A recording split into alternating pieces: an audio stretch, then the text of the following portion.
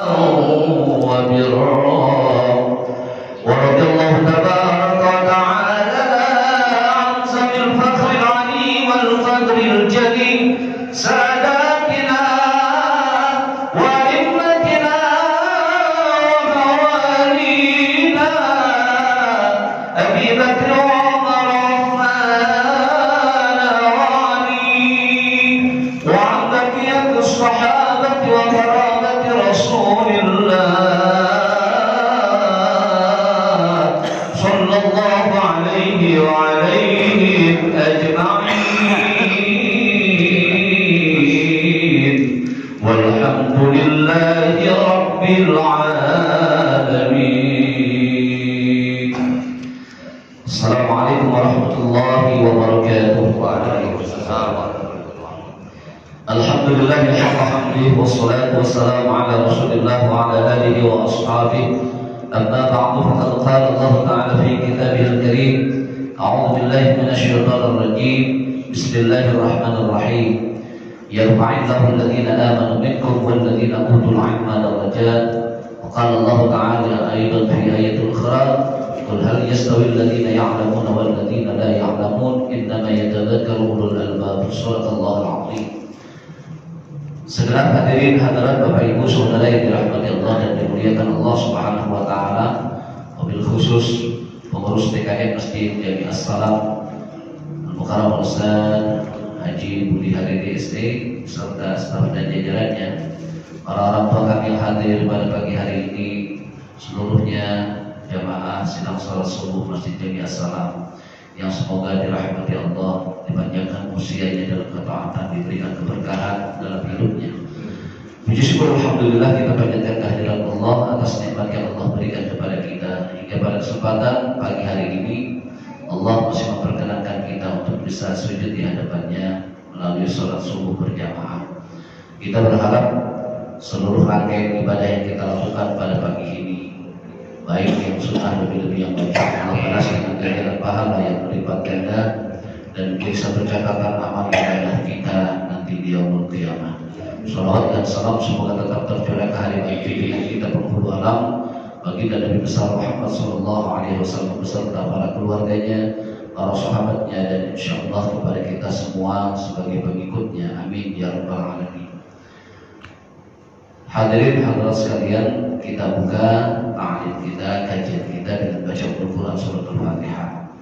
Mohon kita masih juga Fatihah ini yang pertama kita tujukan untuk orang tua kita, kakek nenek kita, guru-guru kita yang telah mendahului kita, ahli kerabat kita, wabil khusus yang telah mewakafkan tanah masjid ini, keluarga yang berderma untuk masjid ini, orang-orang yang istiqamah di masjid ini, wabil khusus untuk almarhum ayahnya Bapak Syamsuddin yang dulu pernah menjadi DKM. Kita tidak pernah melupakan jasa beliau. Mudah-mudahan beliau senantiasa mendapatkan rahmat dari Allah sehingga ditempatkan di tempat yang mulia di sisi Allah Subhanahu wa taala. Litilkan ya ala qulubiyatil salihah wa ila hadratin Nabi al-Fatihah. A'udzu billahi minasyaitonir rajim. Bismillahirrahmanirrahim. Alhamdulillahi rabbil alamin arrahmanir rahim maliki yaumiddin. Iyyaka na'budu wa iyyaka nasta'in ihdinas siratal mustaqim siratal ladzina an'amta 'alaihim ghairil maghdubi 'alaihim waladdallin. Amin. Bismillahirrahmanirrahim. Al-udhiyatu ma yudbahu minan na'mi taqarruban ila Allah ta'ala min yaumin nahri ila akhir ayyamit tasyriq. Pagi ini kita membahas tentang masalah kurban. Bergeser sedikit melangkah secara tidak berurut karena memang kita akan menghadapi hari raya Idul Adha atau yang dikenal dengan hari raya kurban. Mudah-mudahan setelah penjelasan ini kita semakin menambah wawasan kita. Sebelum kita membahas tentang masalah al-udhiyah, tentang kurban, ada satu pertanyaan. Ustaz, saya mau tanya, saya ini belum akikah, tetapi saat ini udah masanya kurban. kira-kira yang saya dahulukan, saya akikah atau kurban. Nah, tinggal kita melihat siapa yang diakikahkan saat. Kalau yang diakikahkan adalah putranya yang belum sampai kepada akil balik, maka silakan akikahkan. Atau putranya yang baru saja lahir, baru berusia 2 bulan, maka lebih afdal lagi dipersilakan untuk diakikahkan. Tapi kalau seandainya dia bertanya tentang masalah mana yang lebih dahulu akikah ataupun kurban, sementara yang diakikahkan adalah dirinya sendiri yang sudah akil balik, maka dipersilakan untuk kurban terlebih dahulu. Kenapa? Karena akikah itu sudah tidak lagi berlaku kepada orang-orang yang sudah akil balik. Ya, jadi akikah sudah tidak berlaku kepada orang yang sudah balik. Apalagi kalau akikah itu yang melaksanakan anaknya untuk orang tuanya. Tidak ada akikah begitu. Jadi kalau seandainya kita sudah dewasa, terus kemudian kita menjadi orang sukses, jadi orang yang mungkin berlebih rezekinya dari Allah gitu ya. Tiba-tiba kita berkeinginan bahwa ingin mengakikahkan ayah kita. Karena dulu ayah pernah cerita semenjak hidupnya belum pernah diakikahkan dengan ayahnya lagi.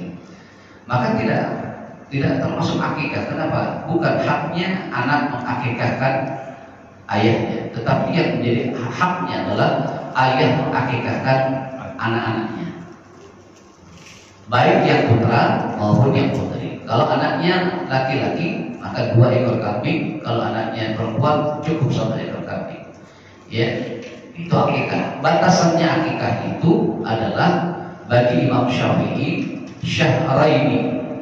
Jadi 2 bulan setelah kelahiran Imam Syafi'i. Setelah itu tidak ada lagi kata Imam Syafi'i. Tapi jumhur ulama mengatakan qablal bulugh, sebelum akil bulugh atau sebelum akil balik, maka masih bisa untuk akikah. Batasannya secara pendapat jumhur ulama itu adalah pas akil balik. Kalau sudah akil balik tidak ada lagi akikah. Nah, jadi kita jelas nanti kalau ada yang bertanya mana yang terlebih dahulu, akikahkan atau kurban. Nah, kita lihat dulu masalahnya. Yang siapa yang akikah, gitu kan? Karena mungkin juga antara saya sekali dan bapak-bapak lain pernah diundang, ya, untuk menghadiri acara akikah. Begitu sampai di sana yang diakikahkan udah dewasa, ya bahkan udah nikah. Nah, itu kan termasuk akikah namanya. Baik, Bismillahirrahmanirrahim. Al-udhiyatu ma yubahu minan na'mi taqarruban ila Allah Ta'ala min yaumin nahri ila akhir ayyamil tashrik. Kurban itu adalah hewan yang disembelih pada hari penyembelihan. Kapan penyembelihannya? Tanggal 10, 11, 12 dan 13 Zulhijjah. Ya, 10, 11, 12 dan 13 Zulhijjah. Setelah sholat Idul Adha, kita diperintahkan untuk berkurban. Siapa saja untuk berkurban itu bagi yang mereka mampu untuk berkurban. Ya. Hukm tadhiyati, hukum berkurban. Hukm tadhiyati annaha sunnatun 'ainil lil munfaridi wa kifayati li ahli kulli baitin wa annaha la tajibu illa bin nadhri wan nahwi. Sunnah 'ain, sunnah yang jatuh pada diri seseorang. Siapa saja orang itu, tentunya bagi orang yang mampu. Jadi sunnah ain bagi setiap orang yang mampu, dan sunnah kifayah bagi setiap anggota keluarga.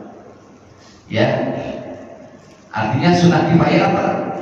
Kalau di keluarga itu ada yang mampu, cukup satu orang itu keluarga yang mewakili daripada keluarga itu untuk dia berkorban. Korbannya korban sunnah.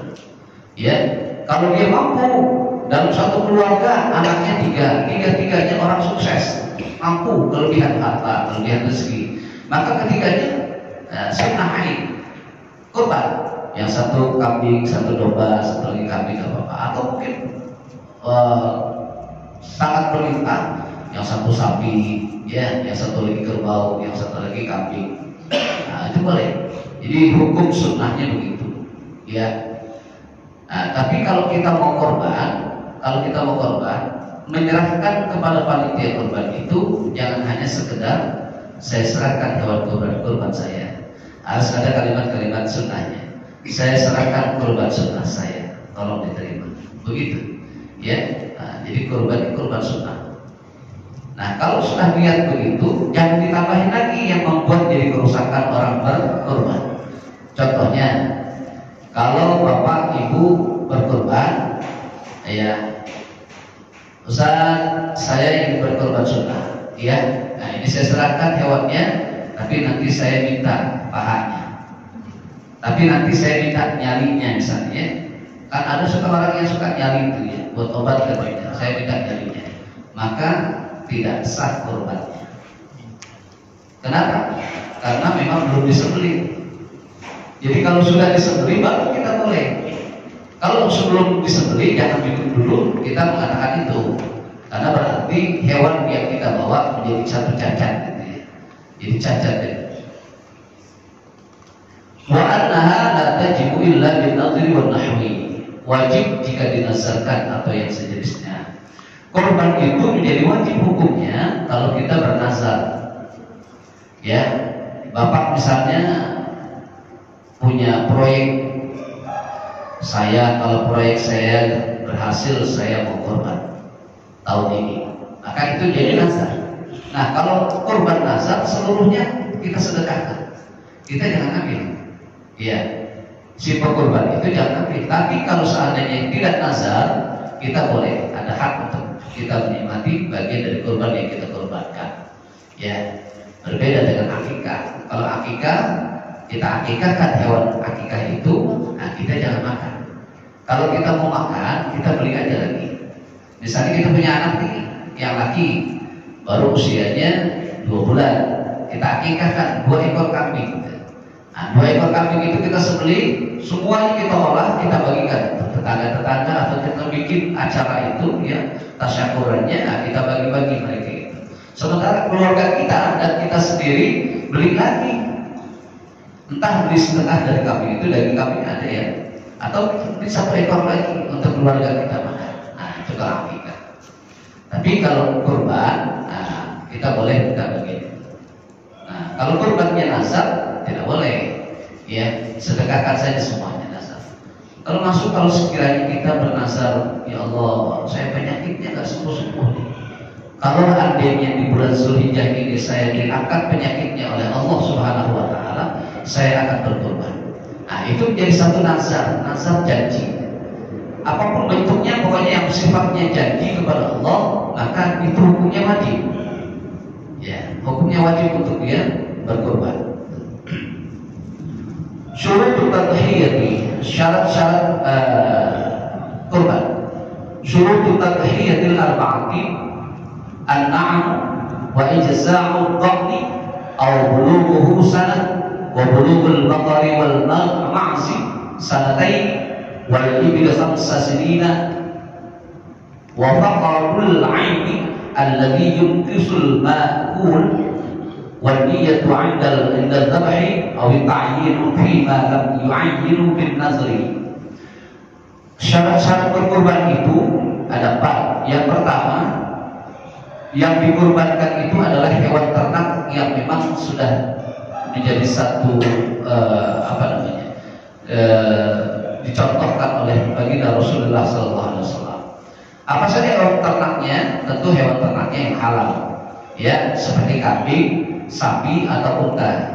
Ada satu mazhab dari mazhab Sayyidina Abdullah. Mazhab Sayyidina Abdullah, ya, mazhab Sayyidina Abdullah bin Abbas radhiyallahu anhu.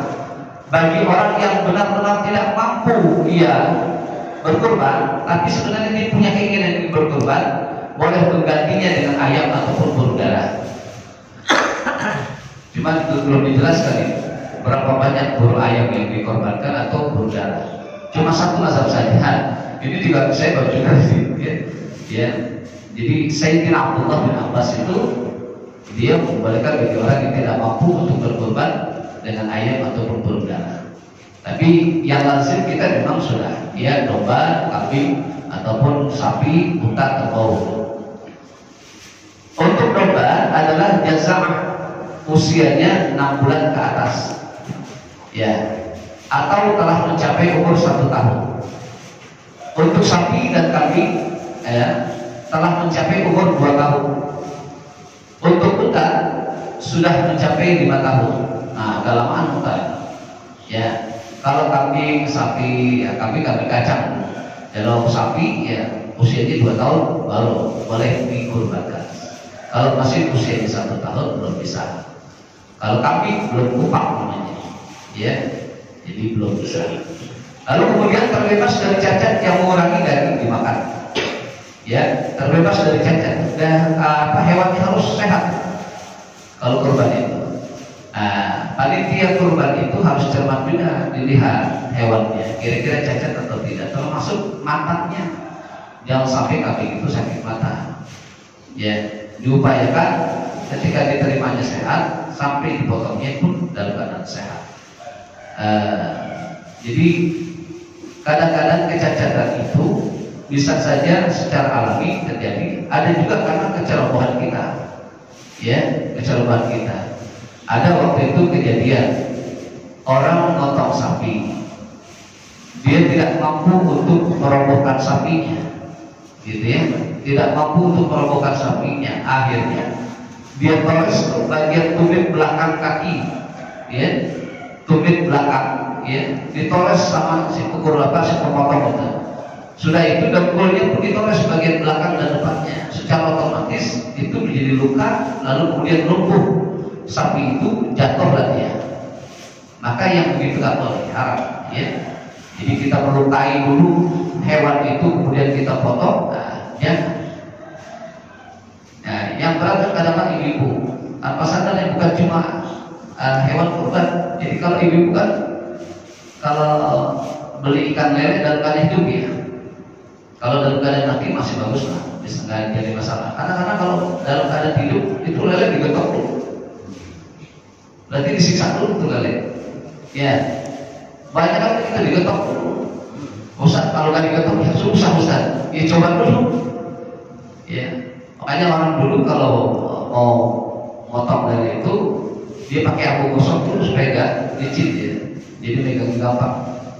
Dulu kehati-hatian itu jangan sampai menyiksa hewan. Kalau kita mau menyembelih apapun hewannya, apalagi masalah kurban. Kurban itu harus hati-hati. Tidak boleh hewan itu terlukai. Terus apalagi berniat saat menyembelih dan menentukan niat jika itu bukan kurban yang diniatkan untuk nazar. Makanya dikatakan kalau kenapa disebutnya saya niat berkurban sunnah, untuk membedakan antara kurban sunnah dengan kurban nazar. Begitu. Nanti Bapak kalau saat ini bernazar, kurban itu kan wajib tuh. Nah, niatnya saya menyerahkan hewan kurban nazar saya. Nah, begitu. Jadi antara sunnah dan wajib. Kapan saja waktu menyembelih itu? Waktu tahiyyati min mudhi'i qadarin rak'ataini wa khutbataini khafifatin min tulu'i syamsi yaumin nahri ila akhir ayyam tasyrik. Waktu penyembelihan adalah setelah berlalunya 2 rakaat dan 2 khutbah singkat Idul Adha.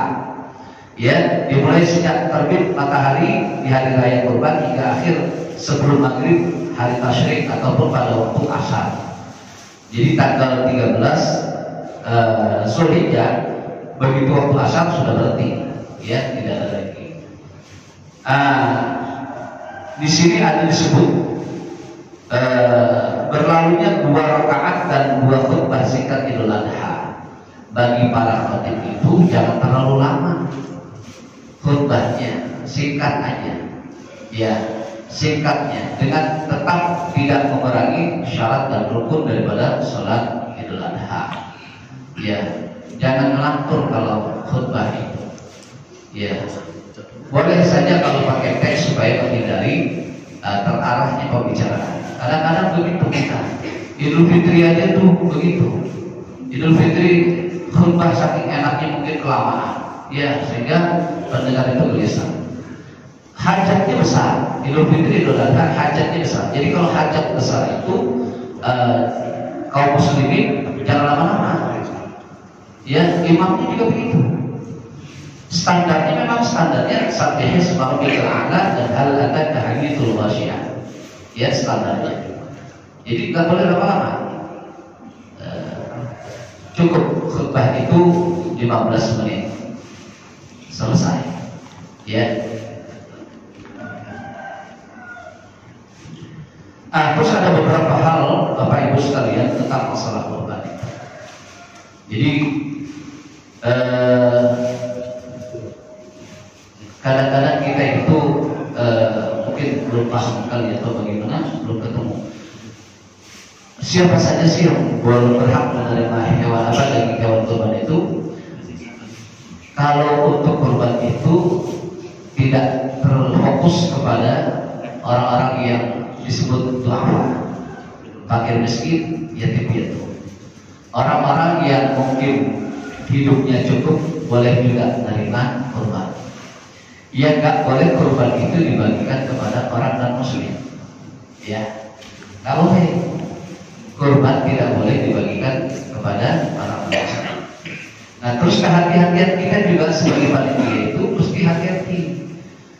Kalau kurban itu kan kadang-kadang pada saat pelaksanaannya panitia selalu berpikir ini nanti pekerja ini dikasih makan apa.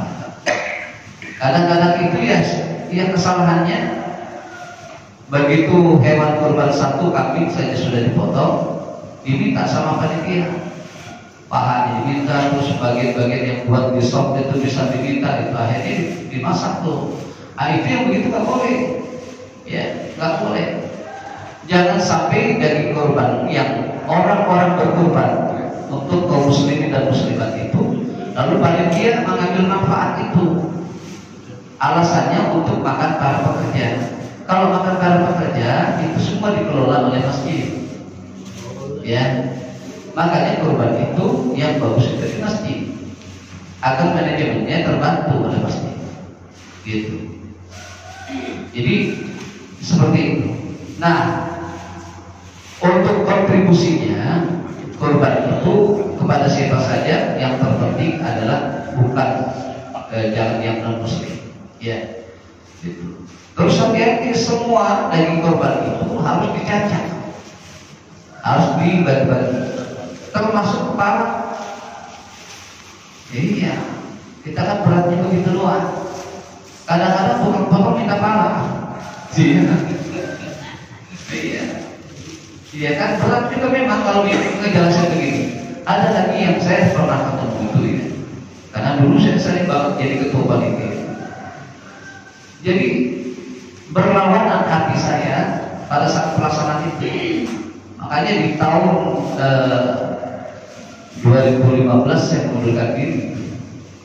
Kenapa? Karena waktu itu saya ketua panitia, begitu pemotongan itu DKM kebetulan kata dia sih itu wakafnya dari kakeknya, masjid itu wakaf dari kakeknya. Itu diminta kepala sapi. Nah, kebetulan dia motong, jadi cara motongnya yang salah. Kalau motong kan di sini sapi nih, sama dia lebih di sini. Saya pikir pintar banget nih orang ini. Ini repot yang begini urusannya nih. Iya, saya setiap kali saya perhatikan, ini cara motongnya begini nih. Hanya saja saya betul-betul merasa kurang yakin dengan bolong-bolong itu. Kalau saya yakin aja dengan bolong ketajaman itu, saya potong, saya bilang gitu.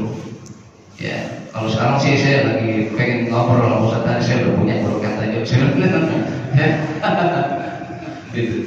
Jadi dia di sini motongnya, gitu ya, yang di sini. Terus buat apa? Nggak boleh diambil begitu. Panitia itu hati-hati, ya, bekerjanya dengan ikhlas, karena memang pahala kita di situ. Kadang-kadang yang lebih repot lagi, para pekerja itu bawa anak, orang lain pakai suruh bawa. Ada bentuk bawa betul, ada kaki bawa gitu. Ya, kudu hati itu. Ya Allah, yang jelas itu banyak tuh. Makanya kalau hari raya, hari raya Idul Adha itu kita tengok itu pengurus dan panitia kurban, kulkasnya penuh semua lagi. Iya. dari 2 bulan itu daging kurban jadi apa? Jadi mudarat. Jadi mudarat. Ada yang mengatakan lewat dari 2 bulan daging kurban yang kita simpan itu jadi keharaman. Ada yang mengatakan demikian. Saya belum sampai ke sana, saya pikir itu mudarat saja. Ya. Terus apalagi daging kurban tidak boleh dijual. Makanya ada bertanya, Ustaz, kalau saya kurban ya, contohnya saya tujuan untuk korban sapi, itu apakah kulitnya juga harus dicacat? Dicacat. Secara hukumnya begitu. Tidakkah untuk mengambil asas manfaat, Ustaz, kalau dicacat itu siapa mau makan? Bagi panitia, bagi pekerja, tugasnya adalah apa yang sesuai dengan syariat. Dicacat, bagi-bagi, terserah dia mau makan atau tidak. Begitu kan masalahnya. Kalau kita bicara tentang secara hukum syariat, gitu. Saya belum dengar penjelasan, walaupun ada mungkin orang yang menjelaskan kalau dari asas manfaatnya, Ustaz, gitu. Jadi daripada itu terbuang, ya sia-sia, maka bolehlah dikasih aja dijual dengan dalih sebuah kaidah usul dan al-mafasid muqaddam 'ala jalbil masalih, katanya begitu ya. Mencegah kerusakan lebih baik daripada memelihara kebaikan. Jadi begitu kaidah-kaidah yang begitu kadang-kadang dipakai buat ngeles, ya, ngeles sebuah hukum. Tapi yang jelas memang tidak boleh. Dulu kepala sapi itu banyak Pak. Kalau dibongkar semua sampai sebaskom gede itu bisa dapat gitu. Ya, kepala sapi.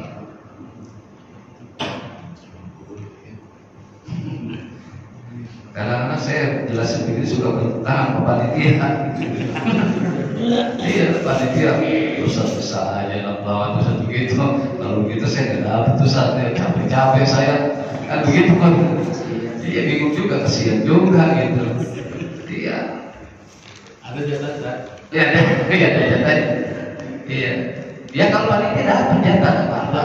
Itu mah ada, nggak apa-apa.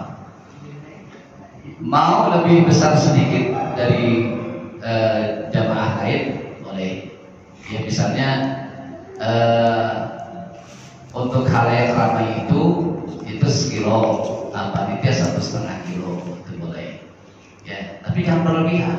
Apapun kalau yang berlebihan nggak boleh. Itu, ya. Nah terus kan ada pendapat itu Pak ya. Kurban itu untuk 1 ekor kambing boleh nggak untuk 1 keluarga? Ya, pendapatnya 2. Kalau yang mengatakan bahwa kurban 1 ekor kambing untuk 1 keluarga itu seperti yang Rasulullah berdoa, Allahumma hadza an Muhammadin wa an ummati Muhammadin. Ya Tuhanku, terimalah kurbanku untukku dan untuk umatku, kata Rasulullah. Maka Nabi SAW berkurban dengan 1 ekor ya unta untuk dirinya, keluarganya dan temannya. Ya, boleh kan? Boleh. Apa yang bolehnya? Pahalanya. Ya, pahalanya boleh kita bagi itu. Walaupun 1 ekor kambing, kita sembelih ekor 1 kambing, kita berkorban untuk 1 ekor kambing, itu pahalanya untuk diri kita dan keluarga kita. Tapi kalau kesunahan seseorang itu ketika dia mampu untuk berkorban, tetap 1 ekor kambing, 1 ekor kambing untuk 1 orang. Mana dia dalilnya? Tajazi'u syata an wahidin wala tajazi'u an aktsari min wahidin, lakinna idza duha biha wahidin min ahli baiti tadsya'at sya'ara fi haqqi jam'i anhum jami'uhum wa taqul at-tadhiyatu fi haqqihim sunnah, ya, sunnatul kifayah. Wa qad sabaqatil mas'alatu fi awwali bab. Seekor kambing kurban memadai untuk 1 orang dan tidak memadai untuk lebih dari 1 orang. Tetapi kalau salah seorang dari anggota keluarganya itu ya berkorban dengan 1 ekor, maka memadailah syiar Islam di keluarga tersebut. ibadah kurban dalam sebuah keluarga itu sunnah kifayah. Jadi bisa saja. Untuk syiarnya, untuk pahalanya boleh. Untuk satu keluarga, 1 ekor kambing. Sementara kalau kesunahan untuk berkurbannya 1 ekor untuk 1 orang. Begitu. Ya. Sampai di sini dulu. Ada yang bertanya barangkali? Ya. Klasifikasi mampu itu sejauh mana? Ya. Ini terkait dengan pembahasan yang sebelumnya ada juga misalnya bahwa haji itu bagi yang mampu, ukurannya bagi itu kata Ustaz itu adalah dengan kekayaan kita. Misalnya punya rumah berarti itu mampu. Ya. Nah, klasifikasi mampu itu seperti apa? Untuk haji atau kurban? Kurban. Kaitannya pada itu kan? Ya. Kalau untuk haji, batasan mampu itu adalah pada saat dia ada rezekinya untuk bisa berangkat ke sana. Sekalipun dia tidak memiliki rumah, dia tidak memiliki kendaraan, saat itu dia punya kemampuan dengan biaya itu dia bisa berangkat, maka berangkat. Nah, dikatakan juga bisa tidak mampu ketika dia punya rumah, dia punya kendaraan, tetapi saat itu memang dia lagi nggak megang duit. Ya. Kan ada orang kaya begitu. Ya, artinya gini, orang dalam keadaan secara materi itu cukup. Ya, materinya materi rendah. Gitu. Walaupun uang itu rendah juga.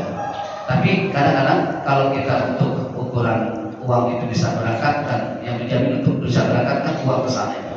Kalau haji. Maka di saat itu di tahun itu dia tidak ada, dia tidak mampu sebutannya. Begitu juga kurban. Kurban biarpun dia punya kendaraan, dia punya rumah, saat itu dia tidak punya uang untuk dia bisa membeli seekor kambing ataupun membeli seekor sapi, maka kategorinya belum mampu.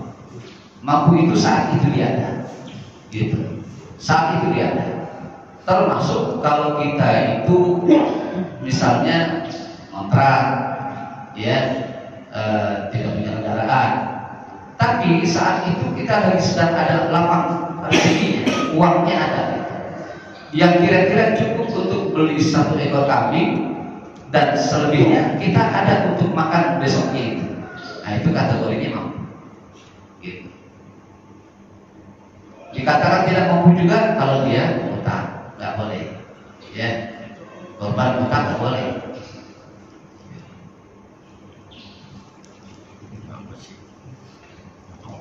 Itu batasannya.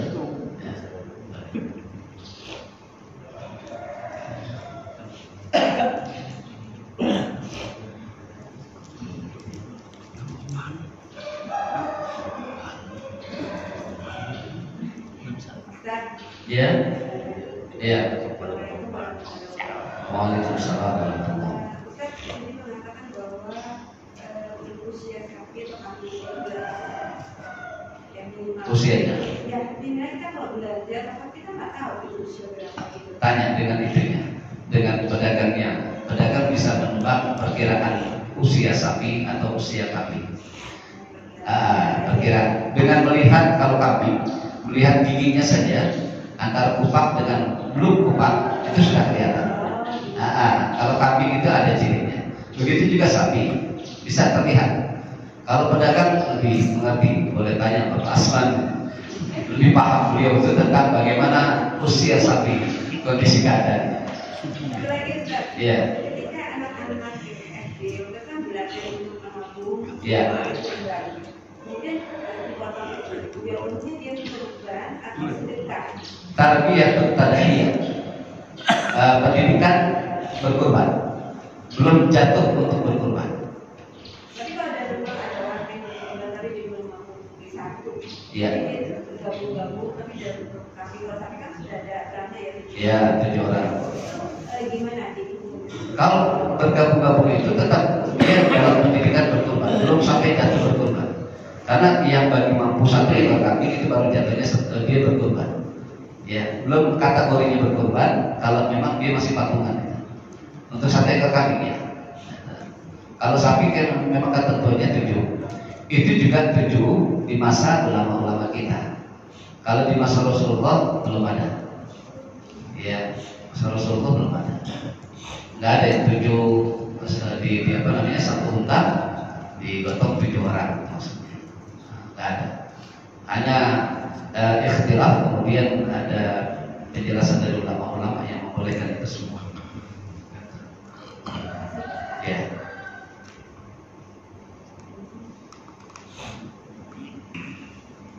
Termasuk ada satu masjid itu yang sekarang ini ada di kuburan tuh, setiap hari para pedagang-pedagang dikumpulin 5.000 satu hari pedagang. Begitu sekarang sudah dapat 2 sapi. Pertanyaannya itu kurban atau bukan? Bukan. Pertanyaannya itu tarbiyatut tadhiyah. Jadi pendidikan dalam berkorban. Jadi bukan cuma kepada anak-anak saja, ada masyarakat ramai itu dia mempelajari atau belajar berkorban bahasanya gitu. Tapi memang sayang. Kecuali kalau bapak memang nabung. Ini habis hari kurban ini bapak nabung nih sampai tahun besok. Begitu nabung kan kumpul duitnya. Memang duit kita gitu. Ya, belanja kan itu jadi kurban. Ya. Kalau boleh patungan itu bukan nabung, bukan berkurban namanya. Iya. Untuk yang sudah meninggal, Iya. dikurbankan itu boleh. Iya. Kalau untuk apa namanya, memberikan, menghadiahkan pahala kurban boleh. Tapi kalau bagi orang yang meninggal, ya saya lupa ada kitab. Bagi orang yang meninggal, janganlah dikurbankan. Cukup yang kurban itu bagi orang yang hidup saja. Kecuali nazar. Kalau waktu masih hidup dia bernazar, ya, itu boleh. Kalau untuk yang misalnya gini, saya berkorban, adik saya sudah, kakak saya sudah, tinggal ayah saya berkorban. Sementara ayahnya sudah wafat, maka tidak termasuk kurban. Ya, gitu. Bukan tidak boleh, tidak termasuk kurban. Gitu. Kalau niat kita kurban nih untuk diri kita, niat pahalanya untuk orang tua kita. Itu boleh. Ya. Ibu tetap kalau misalnya kurban di masjid ini, nama ibu saja. Cuma kepada panitia bilang, tolong bacakan surat Al-Fatihah yang pahalanya buat orang tua saya. Itu aja. Jangan ditulis kita kurban nih atas nama siapa? Atas nama ayah saya. Nggak jadi kurban. Ya, kurban itu bagian hidup saja. Gitu, yang hidup. Ya. Bapak punya anggota keluarga 4. Tahun ini yang pertama, tahun yang berikutnya atau anak yang kedua, tahun berikutnya anak yang ketiga, tahun berikutnya anak yang keempat. Begitu boleh. Yang terpenting masih ada orang. Gitu ya. Begitu juga akikah. Kalau sudah meninggal nggak usah. Ya, kadang-kadang bingung juga saya diundang orangnya orang kaya. Saya tanya ini apa acaranya? Akikah, Ustaz. Yang diakikahkan siapa? Ayah saya. Yang mengakikahkan saya, Ustaz. Gitu. Akhirnya saya bilang, saya bingung juga nih saya mau ngomong, takut jadi tersinggung. Tapi ya saya harus jelaskan, nggak apa-apa ya. Oh, nggak apa-apa Ustaz. Kalau orang tua itu sudah meninggal tidak ada akikah. Batasan akikah itu adalah sebelum balik. Kalau sudah balik tidak ada akikah. Lagi kewajiban akikah itu orang tua kepada anak, itu ya. Itu juga kalau mampu, kalau nggak mampu ya itu wajib. Nggak ada bahasa wajib tergadaikan, ya. Nah, dia baru ngerti. Terus gimana dong Ustaz? Ya sudah, ini sedekah aja. Sedekah yang pahalanya kita berikan buat orang tua. Sama sih. Gitu ya. Baik, kalau bapak-bapak udah banyak paham tentang masalah kurban. Cuma masalahnya saya menjelaskan itu mungkin ada yang bertentangan. Ya, gua nggak dapat urusan. Ya, memang begitu Pak. Berat juga saya dulu waktu panitia, capek memang, capek lelah banget panitia. Ya cuma dapat sebegitu adanya. ya. Kalau kita mau mendapatkan keridhaan dari Allah dalam kurban kita nggak bisa berkorban misalnya ya, tetapi kita berkorban dengan tenaga kita, dengan pikiran kita, itu kita dapat pahala seperti orang berkorban. Gak usah khawatir kalau panitia, pokoknya pahalanya besar, ya, gitu. Ya. Karena pada waktu ini belum ketika dewasa baru sadar, kayaknya setelah dewasa itu baru diakikahkan. Enggak masuk lagi. Ada juga yang kan boleh karena apa masih tergadaikan namanya. Oh ya, kalimat tergadaikan tidak ada. Kalimat tergadaikan hanya berlaku bagi orang yang saat itu mampu tapi dia nggak mau akikah. Pada saat batasan itu berlaku, misalnya 2 bulan dari kelahiran atau sebelum balik, itu berlaku. Dia mampu tapi dia nggak mau berakikah. Nah itu tergadaikan. Ya, terumpama nanti. Bainal nar wa bainal jannati. Ada orang mengatakan begitu. Kalau dalam bahasanya manzilatain bainal manzilatain. Manzilatain bainal manzilatain. Ngawang-ngawang. Gitu bahasanya, antara surga neraka, surga neraka. Nah, itu perbedaannya itu apa namanya? Pendapat-pendapat itu ahli tasawuf juga main di situ, berperan di situ. Agak sulit memang membahas itu. Ya, dulu aliran Mu'tazilah, aliran Khabariyah, aliran Qadariyah berperang tentang pemikiran itu, tentang anak-anak itu, anak yang meninggal dunia ketika masih kecil, apakah dia masuk surga langsung atau dia memang di mana itu? Apa pemikiran yang perdebatan yang luar biasa itu, ya. Tapi ada yang menguatkan bahwa anak-anak yang belum memiliki dosa, anak-anak yang diakikahkan itu dan dia meninggal, dia masuk ke dalam surga Allah. Itu doang.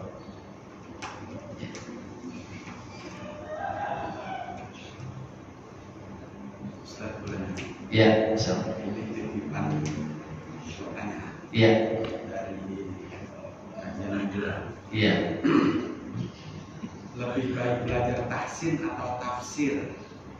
Karena kalau tafsir berarti dia udah paham tahsin. Iya. Tahsin. Iya. Nah, saya bilang sampai saya itu pertanyaan ke Ustaz yang berikutnya. Oh, gitu. Mohon maaf di luar konteks. Iya. Karena titipan. Iya. Karena ini juga bagi orang awam baca Fatihah aja mesti ngaji. Sholat aja mesti ngaji. Betul. Kadang imam aja alhamdulillah an'amta. Gitu. Nah, saya bilang udah tak tidur saya. Iya. Biasa. Iya. Iya, lebih afdalnya kalau memang dia belum bisa baca Quran atau ingin membaca Quran dengan baik dan benar, maka dia harus belajar tahsin dulu. Ya, orang kan belajar membaca dulu. Membaca, kemudian dia belajar membaca dengan baik dan benar. Setelah itu dia mengkaji, belajar tafsirnya. Memang tidak salah sih sebenarnya sambilan. Ada orang belajar tafsir di malam ini, di waktu yang lain dia belajar tafsir, gitu ya. Sambil memperbaiki diri aja. Ada yang bilang, maksudnya ada yang bersamaan, gitu. Selain dia belajar tafsir Al-Quran, dia juga belajar tafsir, gitu. Itu boleh-boleh saja. Tapi kalau bicara tentang masalah aktor, ya tentunya belajar tafsir dulu. Ya, tafsir. Apa sih tafsir itu? Memperbaiki bacaan Al-Quran dari makharijul hurufnya, dari sifatul hurufnya, dari hukum mujawadah tajwidnya itu. Nah, kita belajar makharijul huruf itu susah. Ada yang la, za, ja. Nah, ini ada yang ha, ada yang ha, ya, ada yang sin, ada yang shaf. Itu kan tahsin namanya. Belajar makharijul huruf. Nanti ada sifatul hurufnya juga. Ya, sifatul hurufnya. Nanti kalau sudah matang lagi dia belajar waqaf dan ibtida. Bagaimana berhentinya ketika baca, bagaimana nyambung lagi. Karena baca Al-Quran itu juga nggak sembarangan. Ya, ada tata cara berhentinya di sini, berhentinya, bolehnya, terus mulai nyambungnya lagi dari sini. Nanti kalau yang berkenaan dengan makna, Kalau dia berhenti sembarangan, maknanya nggak pas, ya, bahkan maknanya menjadi mudorot, menjadi dosa baca Qurannya, gitu. Nah, jadi belajar tahsin, ya. Nanti setelah wakaf dan ibtidanya, belajar lagi tentang masalah kesalahan yang tersembunyi, yang disebut salah khafi dan salah jali, salah yang nyata. Ya, dulu saya kalau lagi jadi dewan juri musabaqah tilawah Quran itu, yang saya cermati itu adalah kesalahan yang tersembunyi, ya, salah khafi itu yang paling berat, karena kita harus cermat itu, nggak boleh ngantuk. Nah, jadi gitu. Nah, setelah itu baru berarti tafsir. Kalau berbarengan boleh, ya, boleh, bukan nggak boleh, boleh. Nah, tapi kalau urutan seperti orang belajar tasawuf, nah ini baru. Kalau belajar tasawuf jangan main langsung belajar tasawuf, harus dari dasar dulu. Ya, dasar dulu kita belajar tasawuf itu supaya mengerti dasar-dasarnya. Nanti kalau udah ada ini mengerti, dia baru boleh. Karena berat juga tasawuf, bahas masalah hati, nanti salah lagi. Ya, makanya orang kalau belajar nggak dari dasar itu, tiba-tiba belajar tasawuf langsung naik ke atas, ya, udah sombong banget, itu merasa dirinya bersih. Tiba-tiba dia ngaku, saya mimpi bertemu Rasulullah. Itu kan jadi repot. Jadi bukannya nggak menutup kemungkinan orang bisa bertemu Rasulullah dalam mimpinya, bisa. Melihat kapasitas kita sebagai umatnya, kita cinta kita sama baginda Rasul. Lalu cinta itu diwujudkan dengan bagaimana kita mengikuti sunnah Rasulullah kita. Nah, kalau kita bilang cinta kepada Rasul sementara kita kencingnya berdiri, bagaimana coba? Kita bilang cinta kepada Rasul tapi kita makan sambil berdiri, kadang-kadang sambil jalan, kadang-kadang tangan kiri minum kita. Bagaimana kita bilang cinta kepada Rasul? Ya, berat ya, masalah begitu. Bicara tasawuf berat. Kadang-kadang sekarang orang nyelekeh, baru belajar tasawuf udah macam-macam. Ada orang yang bilang begitu. Imam itu nggak salah. Kalau cuma ngandelin bacaan yang bagus, suara yang bagus, ilmu fikihnya bagus, kalau dia nggak ada terkonektivitas hatinya dengan Allah, emang siapa yang tahu konektivitas hati kita kepada Allah? Kan yang tahu cuma Allah doang. Kita nggak bagus untuk bicara begitu. Kita itu hanya kita bicara tentang secara syariat. Kalau imam itu bacanya bagus, fasih, suaranya enak. Kalau suara enak mah urutan terakhir, sangat terakhir itu. Terus dia mengerti tentang hukum salat, dia mengerti tentang hukum agama, maka dia sah untuk menjadi imam. Begitu. Bicara tentang kolektivitas susah. Sayyidina Ali aja ketika ditanya tentang kekhusyuan, awalnya dibilang gampang ini Rasul. Kalau melihat Nabi sholat itu kata Sayyidina Ali, yang begini sih gampang untuk mencapai kekhusyuan. Ternyata begitu dites sama Rasulullah, apa yang terjadi? Enggak bisa Sayyidina Ali.